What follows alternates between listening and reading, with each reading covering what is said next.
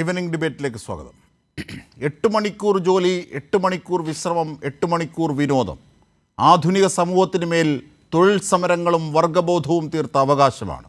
ഇന്നിതാ ഈ നൂറ്റാണ്ടിൽ IT അനുബന്ധ സ്ഥാപനത്തിലെ ചാർട്ടേഡ് അക്കൗണ്ടൻ്റായ 26-കാരി അമിത ജോലി ഭാരത്താൽ ഹൃദയം നിലച്ച് വിടവാങ്ങുന്നു. മലയാളിയായ അന്ന പൂനെയിലെ ഇ&വൈ കമ്പനിയിൽ കഴിഞ്ഞ ജൂലൈയിലാണ് പൊലിഞ്ഞുപോയത്. ജോലി സമ്മർദ്ദം അവൾ വെളിപ്പെടുത്തിയെന്ന് കുടുംബം സാക്ഷ്യം പറയുന്നു.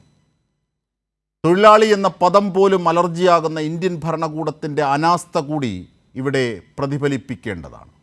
ഇപ്പോൾ കേന്ദ്ര തൊഴിൽ വകുപ്പ് ഈ വിഷയത്തിൽ അന്വേഷണം പ്രഖ്യാപിച്ചിട്ടുണ്ട് എന്നത് യാഥാർത്ഥ്യം. ഇതാണ് ഇന്ന് നാം ചർച്ച ചെയ്യുന്നത്. നെഞ്ചകം തകർക്കുന്ന തൊഴിലിടങ്ങൾ രൂപപ്പെടുന്നത് എങ്ങനെ? CITU നേതാവ് KN ഗോപിനാഥ്, ഒപ്പം നോർവേയിലെ IT വിദഗ്ധൻ കൂടിയായ രഞ്ജു, ഒപ്പം IT എംപ്ലോയീസ് യൂണിയൻ്റെ നേതാവ് കർണാടക സ്റ്റേറ്റ് IT എംപ്ലോയീസ് യൂണിയൻ്റെ നേതാവ് ലെനിൽ, ഒപ്പം അന്നയുടെ പിതാവ് സെബാസ്റ്റ്യനെയും നമ്മൾ പ്രതീക്ഷിക്കുന്നു. തീർച്ചയായും ചർച്ചയിലേക്ക് ആദ്യം ശ്രീ രഞ്ജുവിലേക്ക്. രഞ്ജു, ഈ IT മേഖല, നമസ്കാരം. IT മേഖല നമുക്ക് പുതിയ ഒരിടമാണ്, പ്രത്യേകിച്ച് ഇന്ത്യയെ സംബന്ധിച്ച്. നോർവേയെ പോലെ സ്കാൻഡിനേവിയൻ നാടിനെ സംബന്ധിച്ചൊരു പക്ഷേ വളരെ പരിചിതമായ ചില തൊഴിൽ സംസ്കാരമായിരിക്കാം. പക്ഷേ IT മേഖലയിൽ ഒപ്പമുള്ള ഒന്നാണ് ഈ സമ്മർദ്ദം. കാരണം അമിത ജോലിഭാരം, തൊഴിലാളിയെ വകവയ്ക്കാതെയുള്ള മുമ്പോട്ട് പോക്കും ഒക്കെ. ഇങ്ങനെ ഒരു സാഹചര്യമാണ് അന്നയുടെ ജീവൻ പൊലിയുന്നതിലേക്ക് നയിച്ചത്. ഈ വാർത്ത നോർവേയിലാണെങ്കിലും രഞ്ജുവിൻ്റെ ശ്രദ്ധയിൽപ്പെട്ടിട്ടുണ്ടാകുമല്ലോ. അതെ അതെ, ശ്രദ്ധയിൽപ്പെട്ടിട്ടുണ്ടായിരുന്നു. അത് സങ്കടകരമായ ഒരു വാർത്തയായിരുന്നു. നമ്മളുടെ ആ വാർത്ത കേട്ടിരുന്നു. രഞ്ജു, ഈ വിഷയത്തിൽ ഈ ജോലി സമ്മർദ്ദം IT മേഖലയുമായും അല്ലെങ്കിൽ അനുബന്ധ മേഖലയുമായും ബന്ധപ്പെട്ട് വലിയ രീതിയിൽ ചർച്ച ചെയ്യപ്പെടുന്ന ഒരു വേളയാണല്ലോ ഇത്.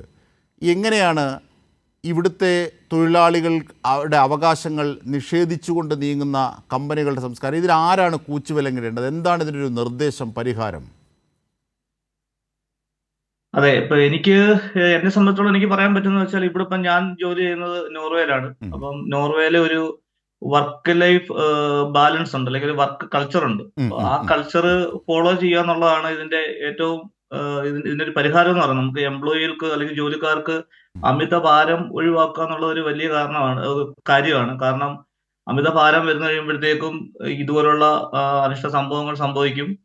അപ്പം നമുക്ക് ചെയ്യാൻ പറ്റുന്ന വെച്ചാൽ, ഗവൺമെന്റും അതുപോലെ തന്നെ ട്രേഡ് യൂണിയൻസ് ഇവരെല്ലാവരും ഒരു പ്രോപ്പർ ആയിട്ട് ഇതിനെ മോണിറ്റർ ചെയ്യുകയും വർക്ക് ലൈഫ് ബാലൻസ് എന്ന് പറയുന്ന ഒരു കൾച്ചർ കൊണ്ടുവരണം. അതായത് ഇപ്പം വർക്ക് അവർ, ഇപ്പൊ ഇവിടുത്തെ നോർവേ സംബന്ധിച്ചോളം എനിക്ക് പറയാൻ പറ്റുന്നത്, ഒരു 7.5 മണിക്കൂർ ഇവിടെ നമുക്ക് വർക്ക് ടൈം ഉണ്ട്. 8 മണിക്കൂർ ഡെയിലി, ഒരു 1/2 മണിക്കൂർ ബ്രേക്കും, ബാക്കി 7.5 മണിക്കൂറാണ് വർക്ക് ടൈം. ഈ 7.5 മണിക്കൂറിൽ നമ്മുടെ ഭാരമൊന്നും ഇല്ലാത്ത രീതിയിൽ നമ്മുടെ ജോലികളൊക്കെ നമ്മൾ ചെയ്യുക. അഥവാ ഇനി നമുക്ക്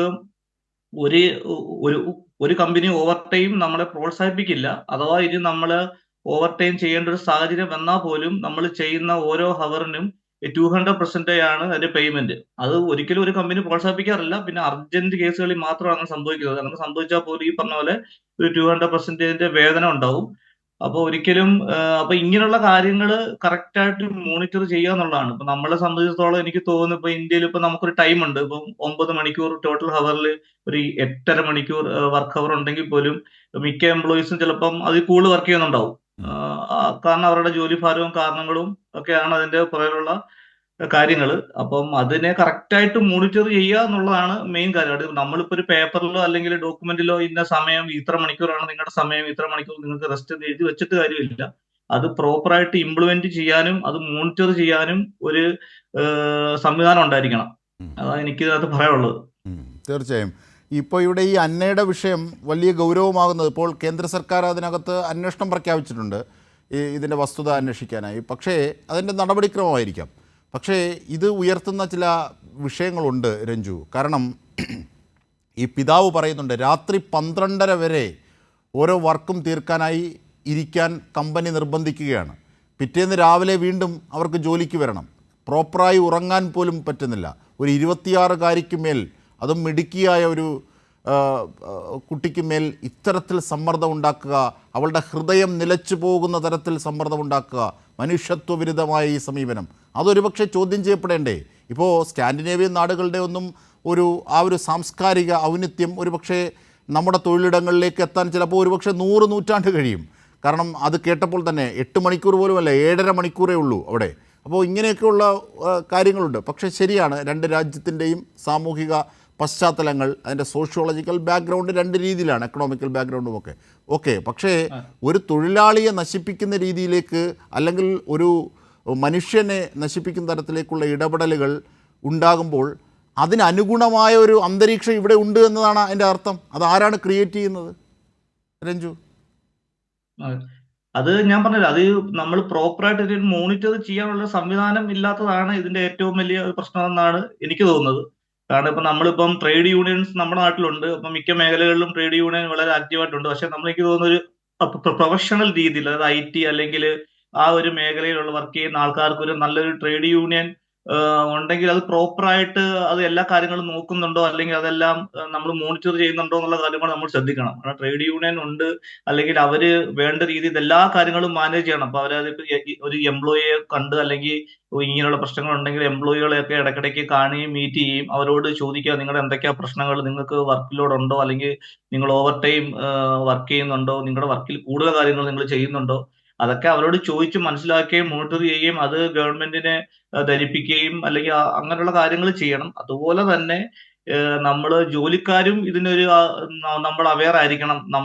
നമ്മുടെ ജോലി സമയം എത്ര ആണെന്നും നമ്മൾ എത്ര മണിക്കൂർ ജോലി ചെയ്യണമെന്നും നമ്മളിപ്പോ അടിച്ചേൽപ്പിക്കുമ്പോഴും നമ്മളത് ഇപ്പൊ ചില സാഹചര്യങ്ങൾ അത് പറ്റിയെന്ന് വരത്തില്ല, ചിലപ്പോൾ നമ്മൾ എല്ലാവരും ഒരുപോലെ ആയിരിക്കില്ല. അപ്പൊ നമ്മൾ എല്ലാവരും എംപ്ലോയീസ് ഒരുപോലെ നിന്ന് അത് എല്ലാവരും ഒരേപോലെ ഹാൻഡിൽ ചെയ്യുക. അതായത് ഞാൻ പറയുക ഇതേപോലെ നമുക്ക് ഇത്ര സമയമാണ് നമ്മുടെ വർക്ക് അവർ, അപ്പൊ അതിൽ കൂടുതൽ എനിക്ക് ചെയ്യാൻ പറ്റുന്നില്ല എന്നുള്ള കാര്യം അവരെ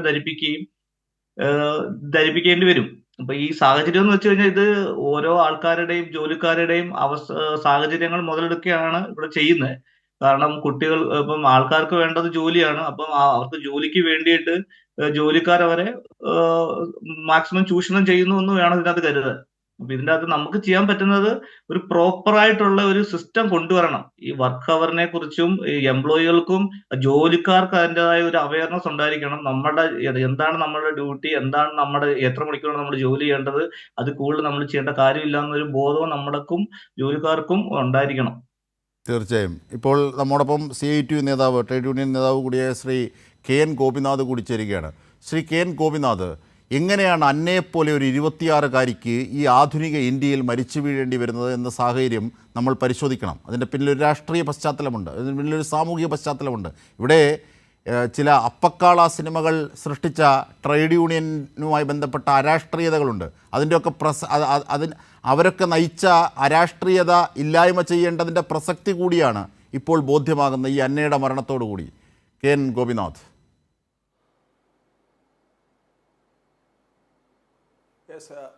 നിങ്ങൾ പറഞ്ഞത് വളരെ കറക്റ്റാണ്. ഇന്ത്യയിലെ വിവിധ സംസ്ഥാനങ്ങളിലുള്ള തൊഴിൽ സാഹചര്യങ്ങൾ, നമ്മൾ കേരളത്തിൽ നിന്ന് സംസാരിക്കുമ്പോൾ കേരളത്തിൽ നമുക്ക് തൊഴിൽ സാഹചര്യങ്ങളെ സംബന്ധിച്ച് വർത്തമാനം പറയുക മാത്രമല്ല അത് അനുഭവിക്കാനും കൂടി കഴിയുന്നു എന്നുള്ളതാണ് കേരളത്തിൻ്റെ പ്രത്യേകത. എന്നാൽ ഇന്ത്യയിലെ വിവിധ സ്റ്റേറ്റുകളെടുത്ത് പരിശോധിച്ച് കഴിഞ്ഞാൽ ആപേക്ഷികമായി പ്രത്യേകിച്ച് നോർത്ത് ഇന്ത്യൻ സ്റ്റേറ്റുകൾ, ഉത്തർപ്രദേശ് അതുപോലുള്ള പൂനെ അടങ്ങുന്ന, പൂനെയിലാണ് ഈ കുട്ടി ജോലി ചെയ്തിരുന്നത്. അവിടേക്കല്ല വലിയ ബഹുരാഷ്ട്ര കുത്തകളൊക്കെ ഈ ഗ്രാമങ്ങളുടെ അന്തരീക്ഷത്തിൽ നിന്ന് ആളുകളെ പാർശ്വവൽക്കരിപ്പിച്ച് കെട്ടിപ്പടുത്തിട്ടുള്ള മഹാസൗധങ്ങളും വലിയ കോർപ്പറേറ്റ് കമ്പനികളുമാണ് ഇതെല്ലാം. IT രംഗത്ത് ഇപ്പോൾ ഈ കമ്പനി EY കമ്പനി എന്ന് പറയുന്ന ഈ കമ്പനിയെല്ലാം അത് ഓഡിറ്റിംഗ് വിഭാഗമാണ്, IT മേഖല. അങ്ങനെ പല മേഖലകളായിട്ടുള്ള കോർപ്പറേറ്റ് കമ്പനികൾ സ്വാഭാവികമായിട്ടും വന്നിട്ട് അവർ ഇന്ത്യയിൽ തന്നെ പരിമിതമാണെങ്കിൽ പോലും തൊഴിലാളികൾക്ക് അവരുടെ തൊഴിൽ സാഹചര്യങ്ങൾ ഉറപ്പുവരുത്താനും തൊഴിൽ സംരക്ഷണം ഉറപ്പുവരുത്താനും കഴിയുന്ന ഫാക്ടറീസ് ആക്ട് ഒക്കെ അടക്കമുള്ള തൊഴിൽ നിയമങ്ങളെല്ലാം ഈ കമ്പനികൾക്കൊന്നും ബാധകമല്ല എന്നുള്ള അടിസ്ഥാനത്തിലാണ് കേന്ദ്ര ഗവൺമെൻറ് തന്നെ ഇന്ത്യയിലെ പല തൊഴിൽ മേഖലയെയും തൊഴിൽ നിയമങ്ങളുടെ പരിധിയിൽ നിന്നും ട്രേഡ് യൂണിയൻ സംഘടനാ പ്രവർത്തനത്തിൽ നിന്നുമൊക്കെ ഒഴിവാക്കി നിർത്തിയിട്ടില്ലേ? അങ്ങനെ കൊണ്ടുവന്നതാണ് സ്പെഷ്യൽ എക്കണോമിക് സോണുകൾ. 10,000-ലധികം വരുന്ന യൂണിറ്റുകൾ, ഫാക്ടറികൾ ഈ മിക്കവാറും എല്ലാ സ്പെഷ്യൽ എക്കണോമിക് സോണുകളിലും ഉണ്ട്. ആദ്യം 7 സോണുകളായി കൊച്ചി അടക്കം സ്ഥാപിച്ചിരുന്നു. പിന്നെ അത് കഴിഞ്ഞ് രാജ്യത്താകെ മാറി. ഇങ്ങനെയുള്ള മേഖലകളിലെല്ലാം അതൊരു പ്രത്യേക സാമ്രാജ്യമാണ് എന്ന് കണക്കാക്കുമ്പോഴാണ് സ്വാഭാവികമായിട്ട് അവിടുത്തെ തൊഴിലാളികൾ വലിയ ചൂഷണത്തിന് വിധേയമാവുക, മാനസിക സമ്മർദ്ദത്തിന് വിധേയമാകുക. 8 മണിക്കൂർ ജോലി, 8 മണിക്കൂർ വിശ്രമം, 8 മണിക്കൂർ വിനോദം എന്നുള്ള തൊഴിൽ ക്ലിപ്തത, സമയക്ലിപ്തത അതുപോലും അംഗീകരിക്കാത്ത വിധത്തിൽ 12, 16, 24 മണിക്കൂറെല്ലാം കണ്ടിന്യൂസ് ആയിട്ട് ജോലി ചെയ്യേണ്ട അവസ്ഥ. അതേപോലെ പെർഫോമൻസ് ബേസ്ഡ് ഇൻസെൻറ്റീവ് തുടങ്ങിയിട്ടുള്ള സമ്മർദ്ദങ്ങളിലൂടെ നിങ്ങളുടെ ജോലി ഉറപ്പാവണമെന്നുണ്ടെങ്കിൽ ഈ മാസം ഇത്ര ടാർഗറ്റ് നിങ്ങൾ അച്ചീവ് ചെയ്യണം, ഇന്ന വർക്കുകൾ നിങ്ങൾ പൂർത്തീകരിക്കാൻ കഴിയണം എന്ന് പറഞ്ഞുകൊണ്ട് തൊഴിലാളികൾ മേൽ അവർക്ക് എടുക്കാൻ കഴിയാത്തതിനേക്കാൾ കൂടുതൽ സ്ട്രെസ്സ് അവരെ ഏൽപ്പിച്ചുകൊണ്ട്, അത് കായികമായിട്ടുള്ള സ്ട്രെസ്സുള്ള കമ്പനികളുണ്ട്, മെൻ്റൽ സ്ട്രെസ്സ് കൊണ്ടുവരുന്ന കമ്പനികളുണ്ട്. ഇങ്ങനെയുള്ള കമ്പനികളുടെ ഫാക്ടറിക്കകത്ത് എന്താണ് നടക്കുന്നതെന്ന് പോലും പുറം ലോകത്തിന് അറിയാൻ കഴിയാത്ത വിധത്തിലേക്കൊക്കെയുള്ള കാര്യങ്ങളാണ് ഇവിടങ്ങളിലെല്ലാം നടക്കുന്നത്. അങ്ങനെയാണിപ്പോൾ ഈ കമ്പനിക്കകത്ത് ഈ അന്ന സെബാസ്റ്റ്യൻ, കളമശ്ശേരിക്കാരിയാണ്, എൻ്റെ നാട്ടുകാരിയാണ്, അവർ ഇങ്ങനെ ഒരു ആ സ്ട്രെസ്സ് ഡോക്ടറുടെ റിപ്പോർട്ടിനകത്ത് തന്നെ കൃത്യമായി വന്നിട്ടുണ്ട്. മാനസിക സ്ട്രെസ് അനുഭവിച്ചുകൊണ്ടാണ് 26 വയസ്സുകാരായിട്ടുള്ളൊരു ചെറുപ്പക്കാരി കുട്ടിക്ക്, ഒരു യുവതിക്ക്, അവർ ജോലിയിൽ പ്രവേശിച്ച ഉടനെ തന്നെ 4 മാസത്തോടുകൂടി അവർക്ക് ഏതാണ്ട് അവരുടെ വബയടിപ്പിക്കുന്ന വിധത്തിലാണ് ചെയ്തത്. ഇന്നും ഇതൊക്കെ അവസാനിപ്പിക്കാൻ ഈ നിയമങ്ങൾ ശക്തമാക്കേണ്ടതിന് പകരം ഇന്ത്യയിലെ കോർപ്പറേറ്റ് കുത്തകകളുടെ തലപ്പത്തിരിക്കുന്ന വലിയ മൂലധനത്തിൻ്റെ വാക്താക്കളായിട്ടുള്ളവർ വാദിക്കുന്നത് എന്താ? തൊഴിലാളികൾ ഇന്ന് പണിയെടുക്കുന്നത് പോരാ, ഇനിയും കൂടുതൽ പണിയെടുക്കണമെന്നാണ്. 70 മണിക്കൂർ ജോലി ചെയ്യണമെന്നാണ് ആർ നാരായണമൂർത്തി ഒരിക്കൽ ഇൻ്റർനാഷണലായിട്ട് തന്നെ ലോകത്തെല്ലാ സ്ഥലത്തും നടന്നുകൊണ്ടിരിക്കുന്നു എന്ന് പറഞ്ഞ് ഇന്ത്യയിലെ തൊഴിലാളികൾ 70 മണിക്കൂർ ആഴ്ചയിൽ പണിയെടുക്കണം എന്ന് പറഞ്ഞൊരു വാദം ഉയർത്തിക്കൊണ്ടുവന്നു. CITU അടക്കമുള്ള സംഘടനകൾ വളരെ പരിമിതമാണ്. അത്തരം സംഘടനകൾ മാത്രമാണ് അതിനെല്ലാം എതിർത്ത് കേരളത്തിലെ തൊഴിൽ മന്ത്രി അതെ. ഇപ്പോൾ നിങ്ങൾ വേറൊരു കാര്യം നോക്കുക. ഇപ്പോൾ ഇതുപോലെ തന്നെ ഒരു ചെറിയ പ്രശ്നമാണ് ഇന്ത്യയിലെ യുവാക്കളെ ചതിക്കുഴിയിൽ അകപ്പെടുത്തുകയല്ലേ കേന്ദ്ര ഗവൺമെൻറ്. കഴിഞ്ഞ ബഡ്ജറ്റിനകത്ത് നിർമ്മലാ സീതാരാമൻ ധനകാര്യമന്ത്രി അവതരിപ്പിച്ചിട്ടുള്ള ബഡ്ജറ്റിനകത്ത് വലിയ പ്രചാരണത്തോടുകൂടി മലയാള മനോരമ, മാതൃഭൂമി അടക്കമുള്ള ദേശീയ പത്രങ്ങൾ കൊണ്ടുവന്നത് ഇൻറ്റേൺഷിപ്പ് വർക്ക് എന്ന് പറഞ്ഞ് 4.25 കോടി യുവാക്കൾക്ക്, തൊഴിലില്ലാത്തവർക്ക് 5 കൊല്ലത്തേക്ക് തൊഴിൽ കൊടുക്കാൻ പോകുന്ന ഒരു ഇൻറ്റേർണൽ വർക്ക് പദ്ധതി പ്രഖ്യാപിച്ചു. സത്യത്തിൽ എന്താണത്? അത് യഥാർത്ഥത്തിൽ യുവാക്കളെ, തൊഴിലില്ലാത്തവരെ അവരെ കബളിപ്പിക്കുകയാണ്, അവരെ ചതിക്കുകയാണ് ചെയ്തത് എന്ന് പറഞ്ഞിട്ട് കേന്ദ്ര ഗവൺമെൻറ് കൈകാര്യം ചെയ്തിരുന്ന സാമൂഹ്യക്ഷേമം ചിദംബരം കേന്ദ്രത്തിൽ ധനകാര്യമന്ത്രിയായിരിക്കുന്ന കോൺഗ്രസ് ഗവൺമെൻറ് കാലത്ത് അത് കേന്ദ്ര ഗവൺമെൻറ് പതുക്കെ കൈയൊഴിഞ്ഞ് കമ്പനികളുടെ പടലിക്കാക്കി. ലാഭകരമായി പ്രവർത്തിക്കുന്ന കമ്പനികൾ അതിൻ്റെ 10% കോർപ്പറേറ്റ് സോഷ്യൽ റെസ്പോൺസിബിലിറ്റി എന്ന് പറഞ്ഞ് സാമൂഹ്യക്ഷേമത്തിന് വേണ്ടി മാറ്റിവെക്കണമെന്ന് ആവശ്യപ്പെട്ടു. ഇപ്പോൾ കോർപ്പറേറ്റ് കമ്പനികളോട് പറയുകയാണ്, നിങ്ങൾ അങ്ങനെ മുഴുവനും മാറ്റി വെക്കേണ്ട, എസ്റ്റിമേറ്റ് ചെയ്തിരിക്കുന്ന 5 കൊല്ലക്കാലത്തേക്ക് ഒരു മാസം 5000 രൂപ വെച്ചിട്ട് കൂലി കണക്കാക്കി 1.5 ലക്ഷം കോടി രൂപ തൊഴിലില്ലായ്മ പരിഹരിക്കാൻ മാറ്റിവെച്ചിട്ട് ജോലി കൊടുക്കുന്നു എന്നാണ് പറയുന്നത്. യുവാക്കളെ കബളിപ്പിക്കുക മാത്രമല്ല, സാമൂഹ്യക്ഷേമം എന്നുള്ളത് ഗവൺമെൻറ് കൈമാറി കോർപ്പറേറ്റുകളെ ഏൽപ്പിച്ചു. പിന്നെ ആ കമ്പനികൾ ഇപ്പോൾ അത് ഉപേക്ഷിച്ചുകൊണ്ട് നിങ്ങൾ അതിൽ നിന്ന് 1.5 ലക്ഷം കോടി രൂപ നിങ്ങൾക്ക് കൂലിക്ക് ആളെ വയ്ക്കാം, അത് 5000 രൂപ കൂലി കൊടുത്താൽ മതി എന്ന് പറഞ്ഞാൽ ആ തൊഴിലാളി ചെയ്യേണ്ട ജോലി എന്താ? ഇൻറ്റേൺഷിപ്പ് എന്ന് പറഞ്ഞാൽ സാധാരണ നമ്മൾ കേട്ടിട്ടുള്ളത് പഠനത്തിൻ്റെ ഭാഗമായിട്ട് തൊഴിൽ പരിചയത്തിന് വേണ്ടി 1 മാസത്തെ 2 മാസത്തെ ഒരു സർട്ടിഫിക്കറ്റാണ്. ഇപ്പോൾ പറയുന്നത് അങ്ങനെയല്ല. പഠിച്ചു പറഞ്ഞിറങ്ങിയ സർട്ടിഫിക്കറ്റോട് കൂടി നിങ്ങൾ കമ്പനികളിലേക്ക് വരൂ, ആ കമ്പനികളിൽ 5000 രൂപ നിങ്ങൾക്ക് കൂലി തരും, അടുത്ത 5 കൊല്ലക്കാലത്തേക്ക് ജോലി ഓഫറായി. അപ്പോൾ തൊഴിലില്ലായ്മയുള്ള സമൂഹത്തെ ഇങ്ങനെ കബളിപ്പിക്കുന്ന ഒരു സർക്കാർ മാത്രമല്ല, ഇവർ മുമ്പോട്ട് വെക്കുന്ന തൊഴിൽ കോഡുകളിലൊന്നും തൊഴിലാളി എന്ന പദം പോലും ഇവർക്ക് അലർജിയാണ് എന്ന് സൂചിപ്പിക്കുന്നതാണ്. ഇത് തീർച്ചയായും KN ഗോപിനാഥ് നിരീക്ഷിച്ചതുപോലെ ഇത് ഭരണകൂടത്തിൻ്റെ ഉത്തരവാദിത്വക്കുറവ് തന്നെയാണ്. അല്ലെങ്കിൽ ഉത്തരവാദിത്വക്കുറവെന്ന് പറഞ്ഞുകൂടാ, ഇവരുടെ ഗുരുതരമായ അപകടകരമായ അനാസ്ഥ. ഞാൻ ശ്രീ KN തിരിച്ചെത്താം. ലെനിനിലേക്ക് കൂടി പോവുകയാണ്. കർണാടക സ്റ്റേറ്റ് ITs എംപ്ലോയീസ് യൂണിയൻ്റെ സെക്രട്ടറി കൂടിയായ ശ്രീ ലെനിൽ, CITUവിനെ പോലെയുള്ള തൊഴിലാളി സംഘടനകൾ ശക്തമായ കേരളത്തിൽ അതിൻ്റെ ഗുണം വലിയൊരു അളവ് വരെ നമുക്ക് ലഭ്യമായിട്ടുണ്ട്. പക്ഷേ ഈ ആധുനിക സംവിധാനമായി കടന്നു വന്ന IT മേഖലയിലേക്ക് തൊഴിലാളി പ്രസ്ഥാനങ്ങൾക്കും ട്രേഡ് യൂണിയനുകൾക്കുമുള്ള പ്രവേശനം തടയുന്ന രീതിയിലാണ് ഇന്ത്യൻ ഭരണകൂടം പല കാര്യങ്ങളും ആസൂത്രണം ചെയ്തിരിക്കുന്നത്. ഇപ്പോൾ നിങ്ങളെപ്പോലെയുള്ള സംഘടനകളൊക്കെ ഉണ്ട്, ഒരു ഇടത് സ്വഭാവമുള്ള സംഘടനകളൊക്കെ ഇപ്പോൾ പ്രവർത്തിച്ചു തുടങ്ങുന്നുണ്ട്, ബാംഗ്ലൂർ, കർണാടകയിലുമൊക്കെ. പക്ഷേ നോക്കൂ, ഈ അന്നയുടെ മരണം തീർത്ത ആഘാതം അത് ഏത് തരത്തിലാണ് നാം പാഠമാക്കേണ്ടത് ലെനിൽ? തികച്ചും ഈ അന്നയെ പോലെയുള്ളവരുടെ മരണം എന്ന് പറയുന്നത് ശരിക്കും ഞെട്ടിക്കുന്ന ഒരു കാര്യമാണ്. ഇപ്പോ അന്നയുടെ അമ്മയുടെ വെളിപ്പെടുത്തലോടുകൂടിയാണ് ഈ വിഷയം പൊതുസമൂഹത്തിന് മുന്നിൽ. അപ്പോ ഇത്തരത്തിലുള്ള അന്നമാർ ഇപ്പം പുറത്തേക്ക് വരുന്ന വാർത്തകളുമായിട്ട് ബന്ധപ്പെട്ടിട്ടാണെങ്കിൽ ഒരുപാട് അന്നമാർ ഈ മേഖലകളിൽ വർക്ക് ചെയ്യുന്നുണ്ട്. അപ്പോ നമ്മുടെ ഈ സെക്ടറിൽ തന്നെ ജോലി സമയം എന്ന് പറഞ്ഞു കഴിഞ്ഞാൽ നിലവിലുള്ള ധാരണ 8 മുതൽ 10 മണിക്കൂർ വരെയാണ് ആളുകൾ വർക്ക് ചെയ്യുന്നത് എന്നെങ്കിലും, പക്ഷെങ്കിൽ ശരിയായ രീതിയിൽ നമ്മൾ പരിശോധിക്കുകയാണെങ്കിൽ 12 മണിക്കൂർ അല്ലെങ്കിൽ 14 മണിക്കൂർ വരെയൊക്കെ ഓവർ ടൈം എടുക്കേണ്ട സാഹചര്യമാണ് ഈ മേഖലയിൽ തൊഴിലാളികൾക്കുള്ളത്. ഒരു തരത്തിലുള്ള മാനസിക പരിഗണന നൽകാതെയാണ് തൊഴിലാളികളെ IT അല്ലെങ്കിൽ IT അനുബന്ധ മേഖലയിൽ ഈ കോർപ്പറേറ്റ് കമ്പനികൾ കണക്കാക്കിക്കൊണ്ടിരിക്കുന്നത്. അതായത് എംപ്ലോയീസിന്റെ ബേസിക് ആയിട്ടുള്ള ഒരു റൈറ്റിനും ഒരു തരത്തിലുള്ള വിലയും നൽകാതെയാണ് ആളുകളെ പരിഗണിക്കുന്നത്. അപ്പോൾ ഈ വിഷയത്തിൽ തന്നെ നമുക്ക് എടുത്തു നോക്കി കഴിഞ്ഞാൽ നമുക്ക് വളരെ ഞെട്ടിക്കുന്ന ചില പഠനങ്ങൾ ഈ അടുത്തായിട്ട് പുറത്തു വന്നതായിട്ട് കാണാൻ വേണ്ടി പറ്റും. നോളേജ് ചേംബർ ഓഫ് കോമേഴ്സിന്റെ ഒക്കെ ഒരു പഠനം ഈ അടുത്ത് പുറത്തു വന്നതിൽ പറയുന്നതെന്ന് വെച്ച് കഴിഞ്ഞാൽ IT മേഖലയിൽ വർക്ക് ചെയ്യുന്ന 45% തൊഴിലാളികൾ ശാരീരികവും മാനസികമായിട്ടുള്ള ഇഷ്യൂസ്, അതായത് ഡിപ്രഷൻ അടക്കമുള്ള ഇഷ്യൂസിന് ചികിത്സ തേടുന്നവരാണ്.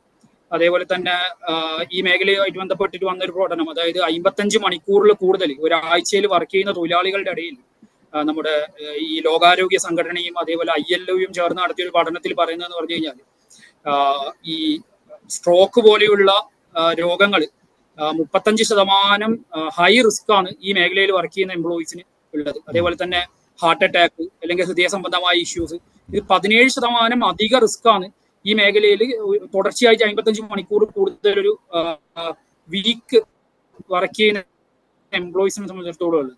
മാത്രമല്ല, ഈ ഇന്ത്യയിലെ IT കമ്പനികളിൽ ജോലി ചെയ്യുന്നവർക്ക് പുറത്തുള്ളതിനേക്കാൾ 30%-ലധികം സമ്മർദ്ദം സഹിക്കേണ്ടി വരുന്നു എന്നും ഉള്ള സ്റ്റഡീസ് രാജ്യത്താകമാനം പരിശോധിച്ചു കഴിഞ്ഞാൽ ഇപ്പോൾ കർണാടകയുടെ കേസിലാണെങ്കിൽ തന്നെ വിവിധ സംസ്ഥാന കേന്ദ്ര ഗവൺമെന്റുകൾ തന്നെ ഈ വിഷയത്തിൽ യാതൊരു തരത്തിലുള്ള നിയന്ത്രണങ്ങളും ഈ കമ്പനിയുമായി ബന്ധപ്പെട്ടിട്ട് നിലവിലുള്ള തൊഴിൽ നിയമങ്ങൾ തന്നെ ശക്തമായിട്ട് അതാണ് കാരണം ഒരു നിയന്ത്രണവും ഭരണകൂടത്തിന് ചെലുത്താനാകുന്നില്ല.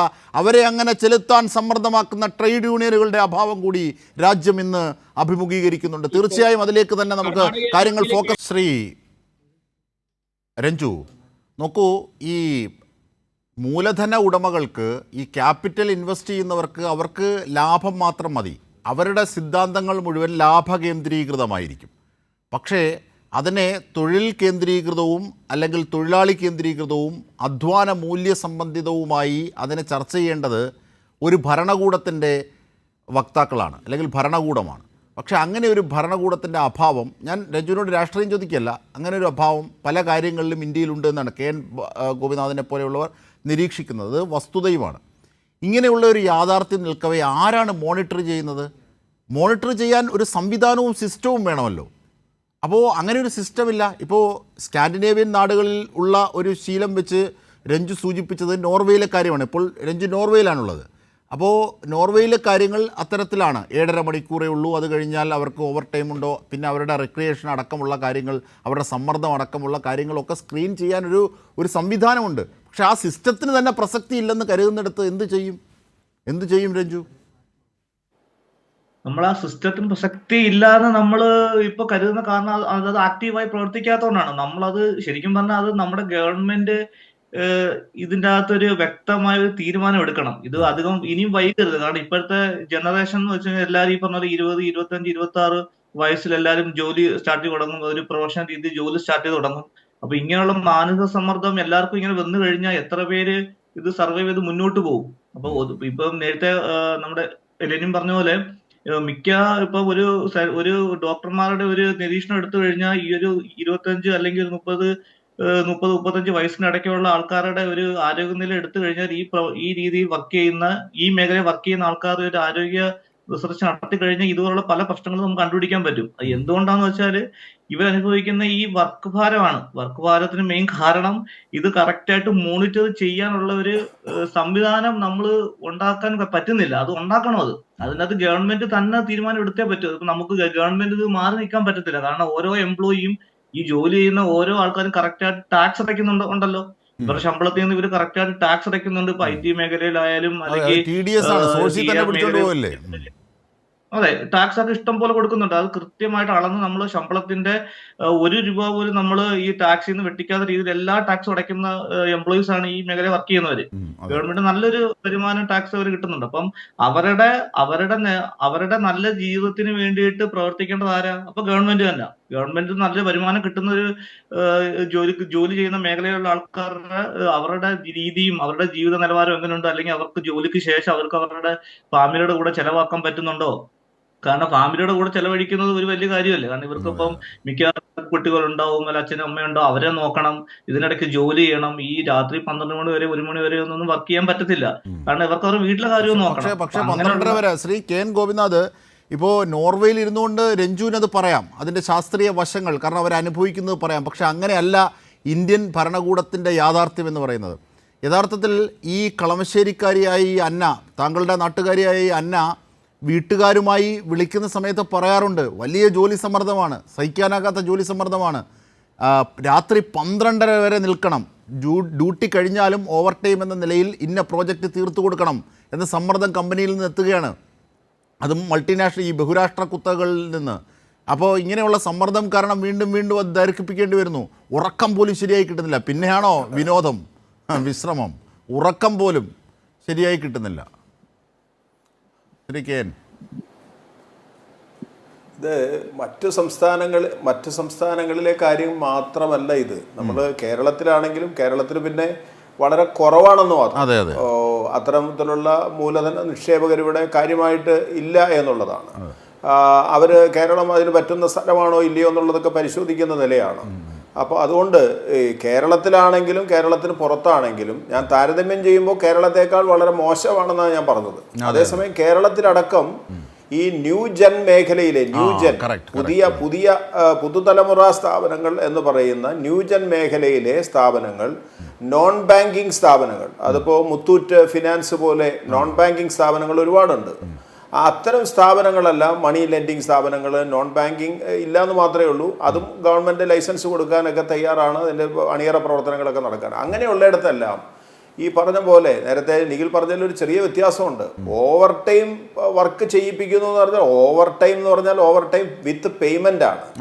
ഓവർ ടൈം പേയ്മെന്റ് ഇല്ലാതെ ഓവർ ടൈം വർക്ക് ചെയ്യിപ്പിക്കുന്നു എന്നാണ്. സമയം മാത്രമേ ഉള്ളൂ, പേയ്മെന്റ് ഒന്നുമില്ല. ഓവർനൈറ്റ് വർക്ക് ചെയ്യുക, ആഴ്ചകളോളം വർക്ക് ചെയ്യുക. ഇങ്ങനെയുള്ളത് അത് കേരളത്തിലും കുറേ സ്ഥലത്തല്ല, കേരളത്തിൽ അത്ര സാധാരണമല്ല.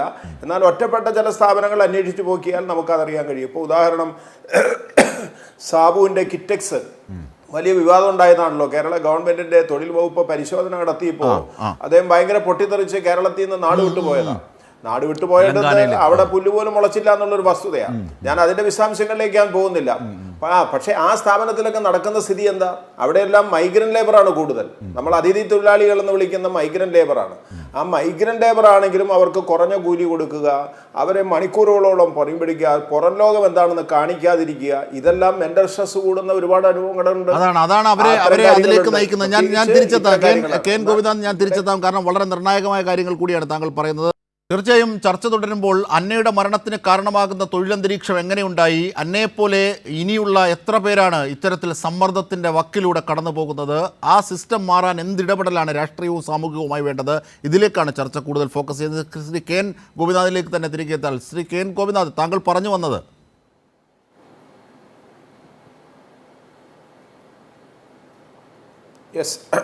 അല്ല, ഞാൻ പറയുന്നത് ഈ പുതുതലമുറ സ്ഥാപനങ്ങൾ അധിക ഭാരം, ജോലിഭാരം കൊടുക്കുന്നുണ്ട്. അതേപോലെ തന്നെ ഒരു പ്രശ്നമാണ് ഇതുപോലുള്ള നവീനമായിട്ടുള്ള കമ്പനികളിൽ, പ്രത്യേകിച്ച് ഹയർലി എഡ്യൂക്കേറ്റഡ് ആയിട്ടുള്ള ആളുകൾ ജോലി ചെയ്യുന്നതിന് ഒരു പ്രത്യേക സമയക്ലിപ്തത പോലും ഇല്ല എന്ന് മാത്രമല്ല, അവരുടെ ഒരു രീതി എന്താണെന്ന് വെച്ചാൽ അത് ഔട്ട്സോഴ്സിങ് വർക്കുകൾ ചെയ്യുകയാണെങ്കിലും, വിദേശ കമ്പനികൾക്ക് വേണ്ടി IT മേഖലയിൽ ചെയ്യുന്ന ജോലികളാണെങ്കിലും, അല്ലാതെ ധനകാര്യ സ്ഥാപനങ്ങൾ എന്നുള്ള നിലയിൽ അത്തരം സ്ഥാപനങ്ങളാണെങ്കിലും അവർ വേറൊരു കാര്യം കൂടി ചെയ്യുന്നുണ്ട്. അധിക സമയം പണിയെടുപ്പിക്കുക മാത്രമല്ല, ഈ മാസം, ഈ ക്വാർട്ടറിൽ എന്നെല്ലാം പറഞ്ഞുകൊണ്ട് ഇത്ര ടാർഗറ്റ് അച്ചീവ് ചെയ്യണം. അത് ലക്ഷങ്ങളാണ് ടാർഗറ്റ് കൊടുക്കുക. ആ ടാർഗറ്റ് കൊടുക്കുന്ന ന്യൂജൻ സ്ഥാപനങ്ങളിലെല്ലാം ഉണ്ട്. അതേപോലെ സ്വകാര്യ ഇൻഷുറൻസ് കമ്പനികളിലുണ്ട്. ആ ടാർഗറ്റ് കൊടുത്തു കഴിഞ്ഞാൽ പിന്നെ ആ തൊഴിലാളിക്ക് വെപ്രാളമായി, എങ്ങനെയാണ് ഞാൻ ഈ ടാർഗറ്റ് അച്ചീവ് ചെയ്യുക? ആ ടാർഗറ്റ് അച്ചീവ് ചെയ്തില്ലെങ്കിൽ ആ തൊഴിലാളി ഒന്നിനും കൊള്ളില്ല എന്ന് പറഞ്ഞുകൊണ്ട് മേലുദ്യോഗസ്ഥൻ വന്ന് അവരുടെ ഒരു വർക്കേഴ്സിൻ്റെ ഒരു മീറ്റിംഗ് കൂടിയിട്ട് ഈ കുട്ടിയെ മോശമായിട്ട് ആക്ഷേപിക്കുക. എന്നിട്ട് പറയുകയാണ്, അടുത്ത മാസം ഈ ടാർഗറ്റ് അച്ചീവ് ചെയ്തില്ലെങ്കിൽ നിങ്ങൾക്ക് ജോലിയിൽ നിന്ന് പറഞ്ഞു വിടേണ്ടി വരും.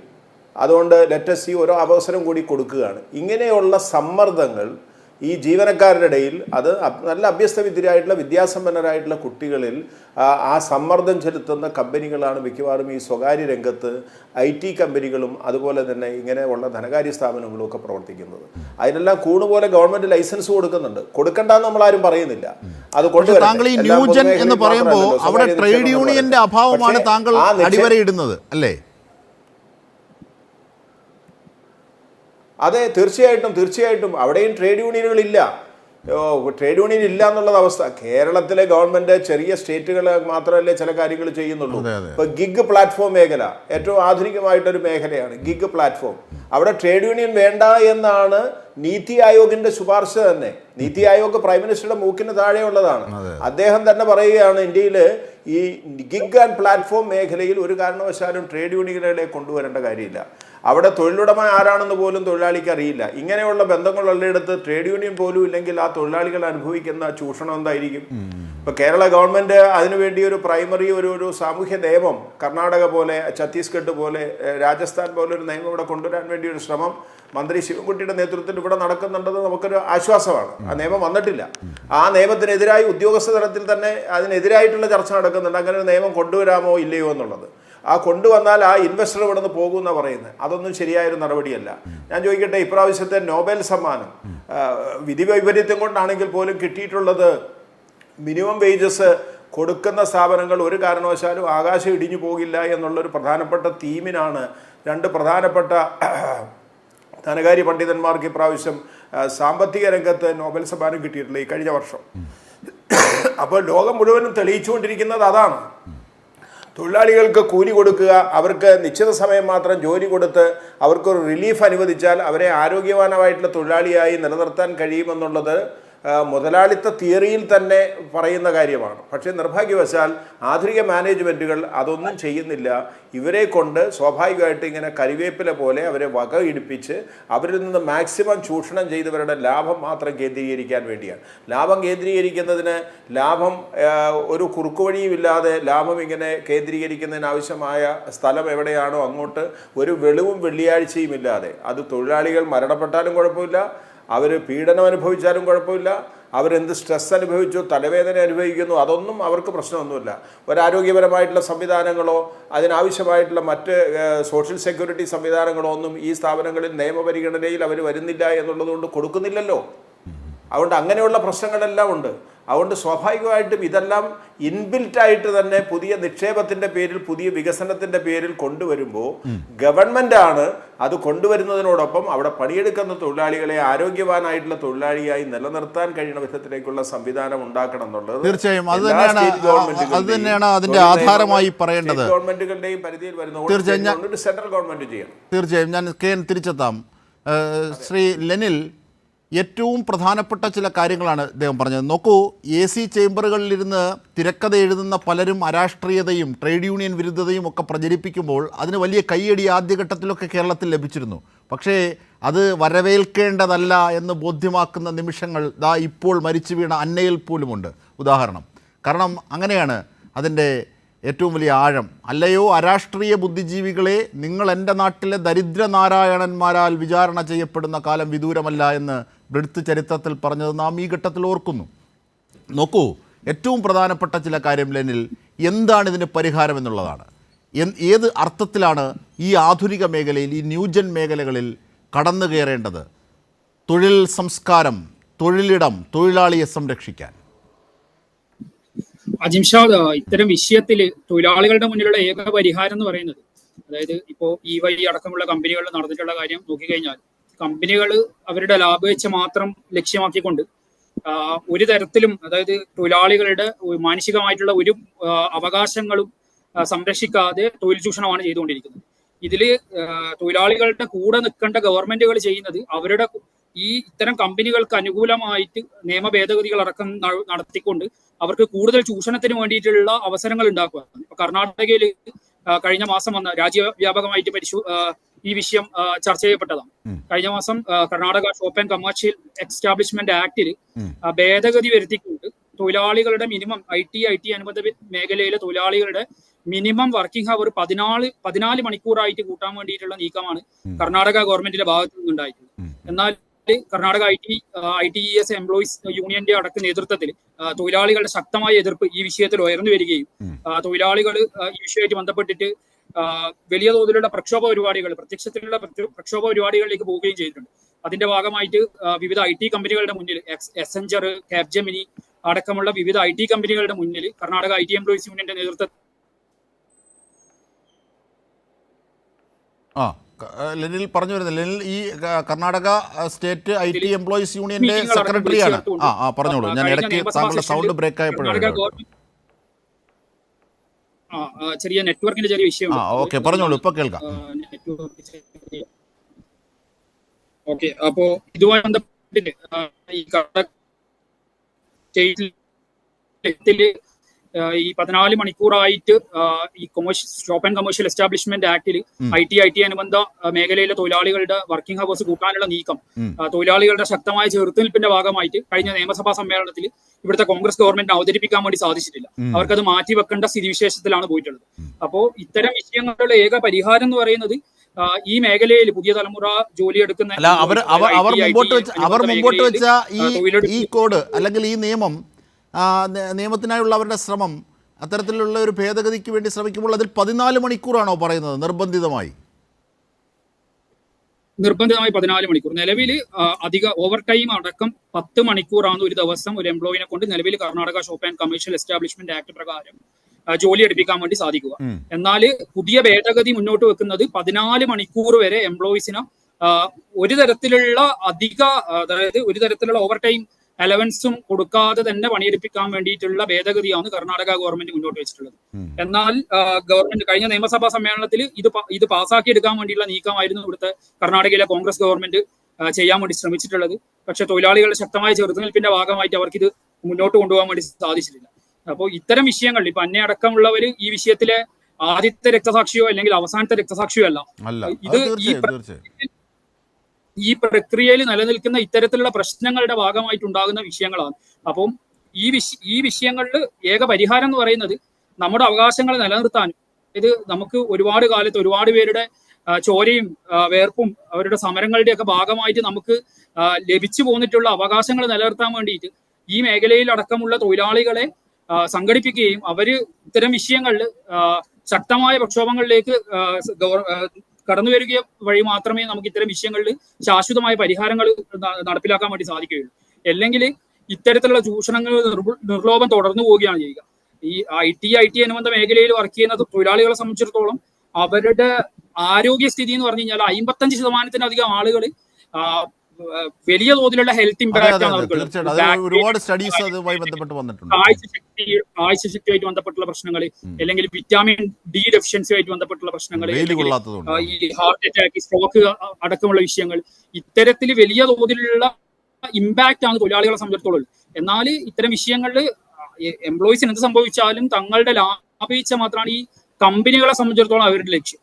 പക്ഷെങ്കിൽ ഇത്തരം വിഷയങ്ങളിൽ നിയന്ത്രണം കൊണ്ടുവരേണ്ട ഗവൺമെന്റും ഇത്തരം കമ്പനികൾക്ക് വേണ്ടിയാണ് നിലകൊള്ളുന്നത് ഉള്ളതാണ് വസ്തുത.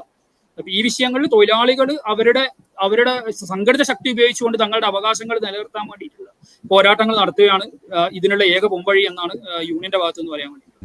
തീർച്ചയായും ശ്രീ രഞ്ജു, നോക്കൂ, ഈ ഫ്രാൻസിലെ ഒരു പ്രത്യേക വിഭവമുണ്ട്, അതിൻ്റെ പേര് ഞാൻ ഓർക്കുന്നില്ല. അത് ഈ താറാവിൻ്റെ ലിവറാണ്. അതിനുവേണ്ടി അതിനെ നിർത്തി അതിന് കൊടുക്കുന്ന ഓവർ ആഹാരം അത് അതിൻ്റെ ലിവറിനെ ബൂസ്റ്റ് ചെയ്യുന്നതൊക്കെ ഒരു പാചകമുണ്ട്. അപ്പോൾ അതുപോലെ ഈ തൊഴിലാളികളെ അവരുടെ ലാഭത്തിന് വേണ്ടി, അവരുടെ ലാഭേച്ഛയ്ക്ക് വേണ്ടി ജോലിയെടുപ്പിക്കുകയാണ്. അവരുടെ കണ്ണോ കാതോ ഹൃദയമോ ഒക്കെ പോയാലും പ്രശ്നമില്ല.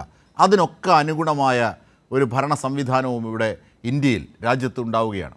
ഇങ്ങനെ പോവുകയാണ്. നോക്കൂ, ഈ അന്ന പല തവണയും വീട്ടിലേക്ക് വിളിക്കുമ്പോൾ വളരെ വൈകാരികമായാണ് രഞ്ജു പറയുന്നത്. കാരണം സംസാരിക്കാൻ പോലും പറ്റാത്ത വിധം ആ പിതാവ്, വൃദ്ധനായ പിതാവ് കൈരളി ന്യൂസിനോട് പറയുന്നുണ്ട്. വളരെ ഹൃദയം പൊട്ടിയാണ് അദ്ദേഹം സംസാരിക്കുന്നത്. കാരണം ഒരു വിധത്തിലും അവളുടെ സമ്മർദ്ദം, ജോലി രാജിവെക്കാൻ ഒടുവിൽ പറയേണ്ടി വന്നു. പക്ഷേ 26 വയസ്സേ ഉള്ളൂ. പെട്ടെന്ന് രാജിവെക്കുന്നതിലുള്ള അവരുടെ കരിയർ ഒക്കെ പോകുന്നതിലുള്ള നഷ്ടം കൊണ്ടായിരിക്കാം അവർ അങ്ങനെ താമസിച്ചു. അതാണ് അവരുടെ ജീവൻ പൊലിഞ്ഞത്. അപ്പോൾ ഈ കുട്ടി ഈ തൊഴിലിടത്ത് അനുഭവിച്ചിട്ടുള്ള ആ മാനസികമായ സമ്മർദ്ദത്തിൻ്റെ വേലിയേറ്റങ്ങൾ എത്ര ഭീകരമായിരിക്കും, എത്ര വലുതായിരിക്കും. മരിക്കുന്നതല്ല, ആ മരിക്കുന്നതിന് മുമ്പ്, ഹൃദയം നിലച്ച് മരിക്കുന്നതിന് മുമ്പുള്ള സമ്മർദ്ദം, ഇതെന്തൊരു മനുഷ്യാവകാശ വിരുദ്ധതയാണ് രഞ്ജു. അതെ, അത് ഉറപ്പായിട്ടും ഇപ്പൊ എല്ലാവരും ഇപ്പൊ കോളേജിൽ നിന്ന് പഠിച്ചിറങ്ങുമ്പോൾ എല്ലാവരും ആദ്യം എല്ലാവർക്കും വേണ്ടത് ജോലിയായിരിക്കും. ജോലിക്ക് വേണ്ടിയിട്ട് അവർ ആത്മാർത്ഥ ശ്രമിക്കുക, ഒരു ജോലി, അങ്ങനെ കുറെ നാൾ പരിശ്രമത്തിന് ശേഷമായിരിക്കും അവർ ആഗ്രഹിക്കുന്ന ഒരു കമ്പനി ഒരു ജോലി കിട്ടുന്നത്. ഇപ്പൊ കിട്ടുമ്പോൾ അവര് എന്ത് ചെയ്യും വെച്ചാൽ അവർക്ക് അവരെ കൊണ്ട് പറ്റാവുന്ന രീതിയിൽ മാക്സിമം ജോലി കിട്ടുന്നത് ജോലി ചെയ്യണമെന്ന് ആഗ്രഹിക്കും, അവർ ജോലി ചെയ്യും. പക്ഷെ എന്താ സംഭവിക്കുന്നത് വെച്ച് കഴിഞ്ഞാൽ ഒരു പുതുതായിട്ട് ഒരു പുതിയൊരു എംപ്ലോയി, പുതിയൊരു തൊഴിലാളി അവിടെ ജോയിൻ ചെയ്യുമ്പം ഈ പുതിയ വരുന്ന ആൾക്കാരെ കൊണ്ട് അമിതമായി അങ്ങോട്ട് പണി ചെയ്യിപ്പിക്കുക എന്നുള്ള ഒരു ഒരു ഒരു കൾച്ചർ നമ്മുടെ നാട്ടിലൊക്കെ നടന്നു പോകുന്നുണ്ട്. മിക്ക കമ്പനികളിലും ഉണ്ട്. അപ്പൊ അവരുടെ പെർഫോമൻസ് ഈ ആദ്യത്തെ നാളുകളിൽ ഭീകരമായി പെർഫോം ചെയ്യിക്കുകയും അവരുടെ കയ്യിൽ നിന്ന് അതിന്റെ ഫീഡ്ബാക്ക് എടുക്കുകയും ചെയ്യുന്നൊക്കെ ഒരു രീതിയുണ്ട്. അപ്പൊ അതിന്റെയൊക്കെ ഭാഗമായിട്ട് അവരെ ഭയങ്കരമായ രീതിയിൽ ഒരു ജോലി കഴിയുമ്പോൾ അപ്പൊ തന്നെ അടുത്ത ജോലി കൊടുക്കുന്നു, അത് കഴിയുമ്പോൾ അടുത്ത ജോലി കൊടുക്കുന്നു, സാറ്റർഡേയും സൺഡേ ഒക്കെ വർക്ക് ചെയ്യേണ്ടി വരുന്നു. അങ്ങനെയുള്ള സാഹചര്യം എന്ന് വെച്ച് കഴിഞ്ഞാലും ഒരു ജനറേഷന്റെ അവസ്ഥ, ശാരീരിക അവസ്ഥ തന്നെ അപകടത്തിലാക്കുന്ന ഒരു രീതിയിലോട്ട് ഈ കാര്യങ്ങളൊക്കെ പോകുന്നത്. അപ്പൊ ഇതിന് മെയിൻ ആയിട്ട് ചെയ്യേണ്ടതെന്ന് വെച്ചാൽ, ഒന്ന് തൊഴിൽ കൊടുക്കുന്നവർ ചിന്തിക്കണം, ഇവരെ കുറച്ചു നാളത്തേക്കോ അല്ലെങ്കിൽ 1 മാസത്തേക്കോ 6 മാസത്തേക്കോ 1 വർഷത്തേക്കോ വേണ്ടിയുള്ള ആൾക്കാരല്ല, ഇവര് ജീവിതകാലം മൊത്തം ഇവരിന് ജീവിക്കേണ്ടവരാണ് എന്നുള്ളൊരു ബോധം ഈ തൊഴിൽ കൊടുക്കുന്നവർക്കും ഉണ്ടാവണം. അതുപോലെ തന്നെ തൊഴിലാളികൾക്കും നമ്മളുടെ അവകാശങ്ങളെ കുറിച്ച് നല്ല ബോധം ഉണ്ടായിരിക്കണം. കാരണം നമ്മൾ ഇതേപോലെ ഇവർക്ക് വേണ്ടിയിട്ട് ജീവിതകാലം മൊത്തം ഇവർക്ക് വേണ്ടി ജോലി ചെയ്ത് നമുക്ക് ജീവിതം ഇല്ലാതാക്കാനുള്ളതല്ല എന്നുള്ളൊരു ബോധം നമുക്ക് എല്ലാവർക്കും, എല്ലാ തൊഴിലാളികൾക്കും ഉണ്ടായിരിക്കണം. അതിന് വേണ്ടിയിട്ട് ഇപ്പൊ നമുക്ക് നാട്ടിൽ ട്രേഡ് യൂണിയൻസ് എത്ര ആക്റ്റീവ് ആണെന്ന് എനിക്ക് അറിയത്തില്ല ഈ പ്രൊഫഷണൽ രീതിയിൽ. പക്ഷെ അല്ലാത്ത രീതിയിൽ ഇപ്പൊ CIT, INTUC പോലുള്ള തൊഴിൽ പ്രസ്ഥാനങ്ങൾ നമുക്കറിയാം, അവർ എത്രത്തോളം ആക്റ്റീവ് ആണെന്ന് നമുക്കറിയാം. പക്ഷെ ഈ പ്രൊഫഷണൽ മേഖലയിൽ ഇത് എത്രത്തോളം ആക്റ്റീവ് ആകുന്നുള്ള കാര്യം എനിക്ക് നല്ല ഡൗട്ട് ഉണ്ട്. അപ്പൊ ആ ഒരു മേഖലയിൽ നമ്മൾ ശരിക്കും ശക്തമായ ഒരു മോണിറ്ററിങ് അല്ലെങ്കിൽ ഒരു പ്രവർത്തനം തൊഴിലാളി സംഘടന ഉണ്ടായിരിക്കണം. തൊഴിലാളി സംഘടന എന്ന് വെച്ച് കഴിഞ്ഞാൽ ഈ പ്രൊഫഷണൽ മേഖലയിലും മറ്റു മേഖലകളിൽ എങ്ങനെയാണോ പ്രവർത്തിക്കുന്നത് അതേപോലെ തന്നെ പ്രവർത്തിക്കാനും ഈ ഗവൺമെന്റും ഈ തൊഴിലാളി അങ്ങനെയുള്ള പ്രൊഫഷണൽ മേഖലയിലെ തൊഴിലാളി സംഘടനകൾക്ക് അതിൻ്റെതായ ഒരു പവർ കൊടുക്കണം. അത് ഗവൺമെന്റുമായിട്ട് ഒത്തുചേർന്ന് തൊഴിലാളികളെ സംരക്ഷിക്കാനും അങ്ങനെ ഒരു തൊഴിലാളി പ്രസ്ഥാനം എന്തായാലും ഉടലെടുക്കണം. അല്ലാത്ത പക്ഷം ഇത് വളരെ അപകടകരമായ ഒരു സാഹചര്യത്തിലേക്കായിരിക്കും കടന്നു പോയിടുന്നത്. ഒരു തലമുറ തന്നെ നമുക്ക് നഷ്ടമാവുന്ന സാഹചര്യത്തിലെത്തും. ഇപ്പം ഞാനിപ്പോ ഇത് പറയാൻ കണ്ടിപ്പോ എനിക്കിപ്പോ പറയാൻ ഒരു എക്സാമ്പിൾ പറയുകയാണെങ്കിൽ നോർവേയിൽ ഇപ്പൊ തൊഴിലാളി സംഘടനകളുണ്ട്. ഈ പ്രൊഫഷണൽ രീതിയിലും അല്ലെങ്കിൽ ജേർണലിസ്റ്റ് ആയാലും പ്രൊഫഷണൽ രീതിയിലും IT മേഖലയിലും എല്ലാം ശക്തമായ തൊഴിലാളി സംഘടനകളുണ്ട്. അവരുടെ പ്രവർത്തനം എന്ന് വെച്ച് കഴിഞ്ഞാൽ ഭയങ്കര ആക്റ്റീവിൽ ഇപ്പൊ അവർ പ്രവർത്തിക്കും. ഒരു തൊഴിലാളികള് അന്യായമായി പിരിച്ചുവിടലോ അല്ലെങ്കിൽ അവർക്ക് വേതനം കുറയ്ക്കലോ, വേതനം വെട്ടിക്കുറയ്ക്കലോ, വേതനം കൊടുക്കാതിരിക്കലോ, അല്ലെങ്കിൽ അമിതമായ ജോലിഭാരം അവരെ പീഡിപ്പിക്കുന്നുണ്ടോ, ഇതെല്ലാം അവർ ശക്തമായി മോണിറ്റർ ചെയ്യുകയും എന്തെങ്കിലും അങ്ങനെയുള്ള കേസുകൾ ഉണ്ടായി കഴിഞ്ഞാൽ അവർ ലീഗൽ സപ്പോർട്ട് സഹിതം കൊടുക്കുന്ന ട്രേഡ് യൂണിയനാണ് ഉള്ളത്. അപ്പൊ അതേപോലെ തന്നെ ഒരു പ്രവർത്തനം നമ്മുടെ നാട്ടിലും ഉണ്ടായി കഴിഞ്ഞാൽ ഇങ്ങനെയുള്ള പ്രശ്നങ്ങളൊക്കെ ഇല്ലാണ്ടാവും. നല്ല രീതിയിൽ എല്ലാവർക്കും ജോലി എടുക്കാൻ പറ്റും. അങ്ങനെ ഒരു സാഹചര്യം വരട്ടെ എന്ന് ഞാൻ ആഗ്രഹിക്കുന്നു. തീർച്ചയായും.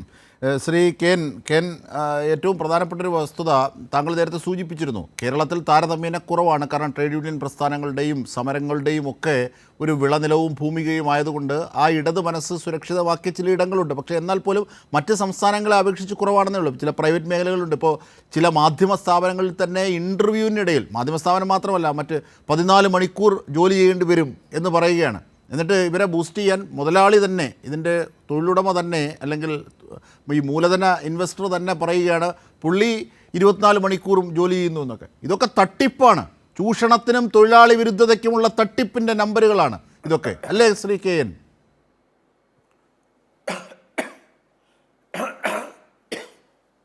തീർച്ചയായിട്ടും അജീബ് ഷാ, ഈ ചർച്ച കൈരളി ഏറ്റെടുത്തത് വളരെ നന്നായി. പ്രത്യേകിച്ച് ജൂലൈ മാസത്തിലാണ് അന്ന സെബാസ്റ്റ്യൻ മരണപ്പെട്ടത് എങ്കിലും അവരുടെ മാതാവ് ഹൃദയഭേദകമായി അതിൻ്റെ ചെയർമാനും ബോർഡ് മെമ്പർമാർക്കും കൊടുത്തിട്ടുള്ള പരാതി എങ്ങനെയോ ലീക്കായി പുറത്തേക്ക് വന്നപ്പോൾ ഇപ്പോൾ ഇൻ്റർനാഷണൽ മാധ്യമങ്ങളും കൈരളി അടക്കം ഉള്ള മലയാള മാധ്യമങ്ങൾക്കും ഒക്കെ അത് കിട്ടി. എല്ലാ മാധ്യമങ്ങളും ഈ ചർച്ച അതിൻ്റെ സീരിയസ്നെസ് കൊണ്ടുവരുമോ നമുക്കറിയില്ല.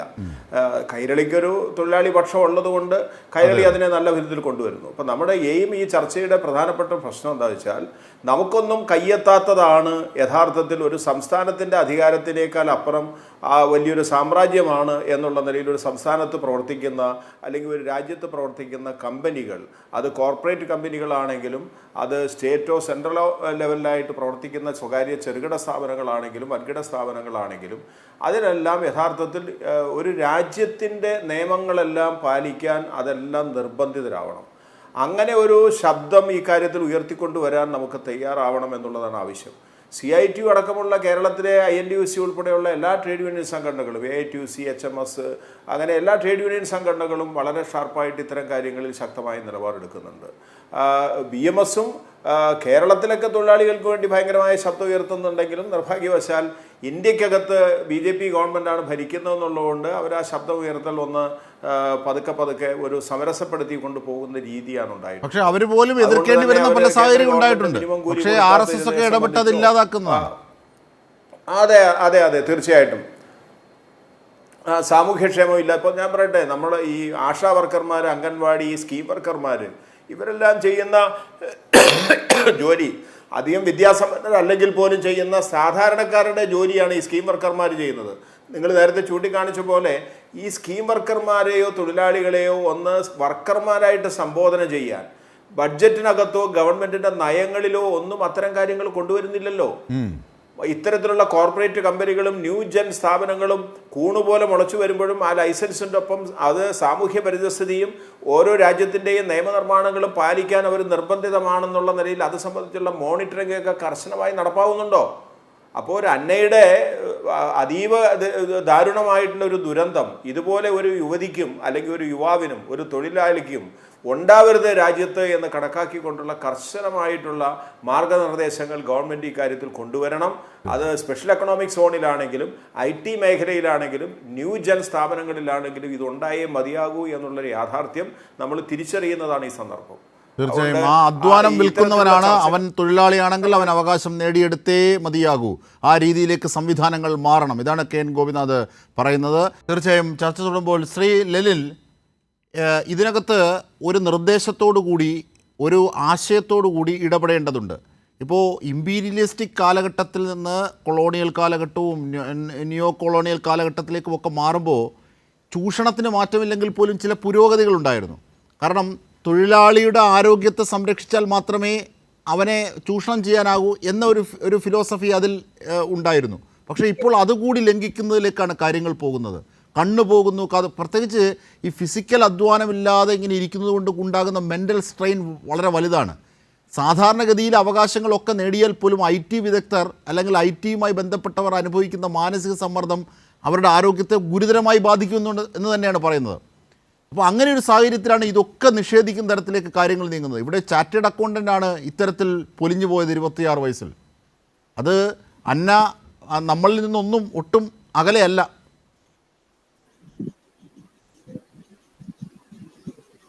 തീർച്ചയായിട്ടും അത് തന്നെയാണ്. എല്ലാ ഈ IT മേഖലയിൽ വർക്ക് ചെയ്യുന്ന ആളുകളെ സംബന്ധിച്ചിടത്തോളം നമുക്ക് നിലവിലുള്ള നിയമവ്യവസ്ഥയിൽ തൊഴിൽ നിയമങ്ങളുമായിട്ട് ബന്ധപ്പെട്ടിട്ടുള്ള നമ്മുടെ അവകാശങ്ങളെ പറ്റിയിട്ട് തൊഴിലാളികളുടെ ഇടയിൽ തന്നെ ഈ കമ്പനികൾ മുന്നേ സൃഷ്ടിച്ചെടുത്തിട്ടുള്ള ചില അവരുടെ പ്രൊപ്പഗണ്ടകളുടെ ഭാഗമായിട്ടുള്ള തെറ്റിദ്ധാരണകൾ നിലനിൽക്കുന്നുണ്ട്. നിലവിലുള്ള നിയമവ്യവസ്ഥ അനുസരിച്ച് ലഭിക്കാവുന്ന എല്ലാ തൊഴിൽ നിയമങ്ങളുടെ പരിരക്ഷയും IT രംഗത്ത് വർക്ക് ചെയ്യുന്ന തൊഴിലാളികൾക്കും ലഭിക്കേണ്ടതായിട്ടുണ്ട്. ഇത്തരം വിഷയങ്ങളിൽ തൊഴിലാളികളുടെ ഭാഗത്ത് നിന്ന് ഇടപെടാൻ വേണ്ടിയിട്ട് എല്ലാ സംസ്ഥാനങ്ങളിലും തൊഴിലാളികൾ ട്രേഡ് യൂണിയൻ മേഖലകളിൽ സംഘടിക്കേണ്ടതായിട്ടുണ്ട്. അത്തരത്തിൽ മാത്രമേ നമുക്ക് ഇത്തരം വിഷയങ്ങളിൽ തൊഴിലാളികളുടെ അവകാശങ്ങൾ സംരക്ഷിക്കാനും ഇത്തരം ഒരു ശാശ്വതമായിട്ടുള്ള പരിഹാരം ഇത്തരം വിഷയങ്ങളിൽ ഉണ്ടാക്കിയെടുക്കാനും വേണ്ടി സാധിക്കുകയുള്ളൂ. എല്ലാത്തരത്തോളം കാലം ഈ അന്നമാർ എന്നും പുനഃസൃഷ്ടിക്കപ്പെടുക തന്നെയാണ് ചെയ്യാൻ പോകുന്നത്. അപ്പോൾ തീർച്ചയായും അത് ഈ സാധാരണഗതിയിൽ നിന്ന് വ്യത്യസ്തമായി IT മേഖലയുടെ സ്വഭാവം മനസ്സിലാക്കി അതിലേക്ക് ഇടപെടുന്ന ഒരു അനിവാര്യതയുണ്ട്. ഇപ്പോൾ നേരത്തെ രഞ്ജു നോർവേയിൽ ഇരുന്നുകൊണ്ട് പറഞ്ഞ കാര്യം, അവിടെ ഒരു മോണിറ്ററിംഗ് സംവിധാനമുണ്ട്. തൊഴിലാളിയുടെ ഓരോ ചലനങ്ങളും, അവൻ ഓവർ ടൈം എടുക്കുന്നുണ്ടോ, അങ്ങനെ ഓവർ ടൈം എടുത്താൽ തന്നെ എത്ര, പിന്നീട് അത് മാത്രമല്ല അവന് മാനസിക സമ്മർദ്ദമുണ്ടോ, ആഴ്ചയിൽ എത്ര മണിക്കൂറാണ്. അപ്പോൾ ഇങ്ങനെ ഒരു മോണിറ്ററിംഗ് സംവിധാനം നമ്മളിലേക്ക് എത്താൻ എന്താണ് ചെയ്യുക? മറ്റ് രാജ്യങ്ങളിൽ ഇപ്പൊ 36 മുതൽ 40 മണിക്കൂറുകൾ വരെയാണ് ഒരു വീക്കില്, ഒരാഴ്ചയില് ജോലി സമയം എന്ന് പറയുന്നത്. പക്ഷെ ഇന്ത്യയിൽ നിലവിലുള്ള സാഹചര്യത്തിൽ പോലും മിനിമം ഒരു ഐ ടി അനുബന്ധ മേഖലയിൽ വർക്ക് ചെയ്യുന്ന തൊഴിലാളി 52 മുതൽ 55 മണിക്കൂർ വരെയാണ് ഇപ്പൊ നിലവിൽ ജോലി ചെയ്തുകൊണ്ടിരിക്കുന്നത് മിനിമം. അപ്പോൾ മറ്റ് രാജ്യങ്ങളിൽ, പല രാജ്യങ്ങളിലും എടുത്തു കഴിഞ്ഞാൽ ഇവിടുത്തെ തൊഴിൽ സാഹചര്യങ്ങൾ വളരെ മെച്ചപ്പെട്ടതാണ്. അതായത് ഈ എംപ്ലോയീസിന്റെ റൈറ്റ് ടു ഡിസ്കണക്ട് പോലെയുള്ള അവകാശങ്ങൾ, അതായത് ജോലി സമയത്തിന് ശേഷം ജോലിയുമായിട്ട് ബന്ധപ്പെട്ട കാര്യങ്ങളിൽ നിന്ന് ഡിസ്കണക്ട് ചെയ്യാനുള്ള അവകാശം പല രാജ്യങ്ങളിലും നിയമപരമായിട്ട് തന്നെ നടപ്പിലാക്കുന്ന സാഹചര്യത്തിലാണ് ഇന്ത്യയിലെ ഭരണവർഗം ഫോൺ പോലെ എടുക്കേണ്ടതില്ല. പക്ഷേ ഇന്ത്യയിൽ കൂടുതൽ കൂടുതൽ നിയമപരമായിട്ട് തന്നെ തൊഴിലാളികളെ ചൂഷണം ചെയ്യാൻ വേണ്ടിയിട്ട് അവസരം ഒരുക്കി കൊടുക്കാൻ വേണ്ടി ഇവിടുത്തെ കോർപ്പറേറ്റുകളുമായി ചേർന്നിട്ട് അവർക്ക് എന്തൊക്കെ ചെയ്യാൻ പറ്റുമോ അത്തരത്തിലുള്ള നയങ്ങളാണ് ഇന്ത്യയിലെ ഭരണവർഗം സ്വീകരിച്ചുകൊണ്ടിരിക്കുന്നത്. ഇതിന് ഏക പോംവഴി എന്ന് പറയുന്നത് തൊഴിലാളികൾ അവരുടെ അവകാശങ്ങൾ മനസ്സിലാക്കുകയും അവർ സ്വയം സംഘടിക്കുകയും തങ്ങളുടെ അവകാശങ്ങൾക്ക് വേണ്ടി നിലകൊള്ളുകയും ചെയ്യുക വഴി മാത്രമേ നമുക്ക് ഇത്തരം വിഷയങ്ങളിൽ ഒരു പരിഹാരം ഉണ്ടാക്കാൻ വേണ്ടി സാധിക്കുകയുള്ളൂ. തീർച്ചയായും.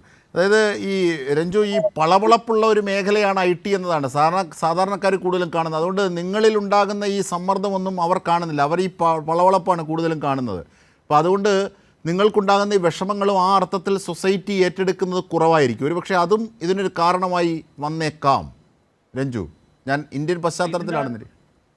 അതെ അതെ, ഇതിൻ്റെ അകത്ത് നമ്മൾ കാണേണ്ട ഒരു കാര്യമുള്ളൂ. ഇപ്പം തൊഴിലാളി എന്ന് വെച്ച് കഴിഞ്ഞാൽ തൊഴിലാളി, അതിപ്പം IT ആയാലും, അതിപ്പോ ജേർണലിസ്റ്റ് ആയാലും, അതിപ്പം ഒരു ഫാക്ടറി വർക്ക് ചെയ്യുന്ന ആയാലും, ടെക്സ്റ്റൈൽസ് ആയാലും, എവിടെ ആയാലും തൊഴിലാളികൾക്ക് ഒരു ഒറ്റ നിയമം, അതായത് എല്ലാ തൊഴിലാളികളെ ഒരേപോലെ കാണാൻ നമുക്ക് പറ്റണം. അതിപ്പോ IT ചെയ്യുന്ന ഇപ്പൊ ഡോക്ടർ ആയാലും IT ആയാലും ഏതായാലും അവരൊരു തൊഴിലാളിയാണ്, അവരൊരു തൊഴിലാണ് ചെയ്യുന്നത്. അപ്പം എല്ലാ തൊഴിലാളികൾക്കും ഒരേ നിയമമായിരിക്കണം, ഒരേ നിയമം, ഒരേപോലെ അവകാശം എല്ലാവർക്കും ഉണ്ടായിരിക്കണം. ആ ഒരു രീതി നമ്മുടെ സിസ്റ്റം കൊണ്ടുവന്നേ മതിയാവും. ഇപ്പൊ ഇതിന്റെ അകത്ത് നമ്മൾ IT ആയതുകൊണ്ട് അവർ ആ രീതിയിലാണ് ഇപ്പം, അല്ലെങ്കിൽ IT-കാർക്ക് അവർ നല്ല എൻജോയ് ചെയ്ത് ജീവിക്കുന്നവരാണ്, അപ്പൊ അവർക്ക് ഇങ്ങനത്തെ സ്ട്രെസ് വരുന്നെങ്കിൽ അവർ സഹിച്ചോട്ടെ, അങ്ങനൊന്നും ഒരു ചിന്ത നമുക്ക് ഒരാൾക്കും വരാൻ പാടില്ല. കാരണം എല്ലാവരും തൊഴിലാളികളാണ്, തൊഴിലാളികൾക്ക് ഒരു നിയമം, ഒരു രീതി, ആ രീതിയിൽ നമ്മൾ സിസ്റ്റത്തെ കൊണ്ടുവരണം. അത് തൊഴിലാളികളും ബോധവാന്മായിരിക്കണം. ഇപ്പം IT മേഖലയിൽ ജോലി ചെയ്യുന്ന തൊഴിലാളികളും അതിനെക്കുറിച്ച്, അല്ലെങ്കിൽ പ്രൊഫഷണൽ രീതി ജോലി തീർച്ചയായും. കാരണം മൂലധനം പ്രധാനപ്പെട്ടതാണെങ്കിൽ ശ്രീ കെ എൻ, ഞാൻ 1.5 മിനിറ്റ് കൊണ്ട് താങ്കൾ അത് പറഞ്ഞു തീർക്കണം എന്ന് പ്രതീക്ഷിക്കുന്നു. അതായത് മൂലധനം പ്രധാനമാണെങ്കിലും അധ്വാനമാണ് അതിനെ പുഷ്പിപ്പിക്കുന്നത്. അത് അധ്വാനത്തിനാണ് ഒന്നാം വില. ഇത് നൽകുന്ന ഒരു തൊഴിൽ സംസ്കാരം നാം രൂപപ്പെടുത്തണം. 2, സോഷ്യോളജിക്കലിയും പൊളിറ്റിക്കലിയും നമുക്ക് സംഘടിക്കുകയും അതിൻ്റെ ട്രേഡ് യൂണിയൻ സംസ്കാരങ്ങളെ ഉയർത്തിപ്പിടിക്കുകയും വേണം. ഇല്ലെങ്കിൽ ബിസിനസ് പോകും, ഇല്ലെങ്കിൽ ഇവിടെ നിക്ഷേപം വരില്ല എന്നൊക്കെയുള്ള വിരട്ട് അപ്രസക്തമാണ്.